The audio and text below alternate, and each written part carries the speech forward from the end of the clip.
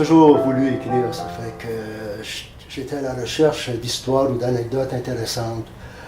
Puis à un moment donné, dans mon travail, j'ai rencontré un type qui me disait que son père, à l'âge de 7 ans, s'était retrouvé orphelin dans le Grand Nord. Ça fait que là, ça m'a fait imaginer comment ça serait se retrouver tout seul dans le Grand Nord. Puis là, un peu l'aventure de Rémi m'est arrivée. Puis plus tard, j'écoutais une émission de radio sur, c'était le témoignage d'un autochtone sur ce qu'il a vécu au pensionnat. Puis là, ça m'a amené l'idée de Luc John, combiner les deux pour faire le roman. Ça m'a pris 1 an pour écrire le roman, puis 3 ans à apprendre à l'écrire. Et ce que je veux dire, c'est que l'histoire m'est venue quand même assez rapidement, mais je mettais au début trop de recherche, puis pas assez d'histoire.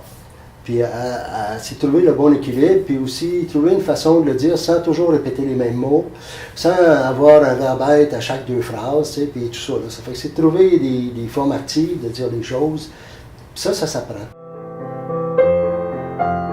Un petit peu à la fois. Je dirais, tu ne construis pas une tour Eiffel en cure-dent, tu sais, en commençant par le haut. Il faut réellement que tu commences un petit peu à la fois, puis là tu finis avec ton œuvre. Puis c'est un peu la même chose en écrivant. Puis moi, avant ça, je vais vous dire, j'ai jamais aimé faire de la révision. Tu sais, réviser mes textes, c'était donc plat. Mais là, c'est ma technique, puis j'adore ça.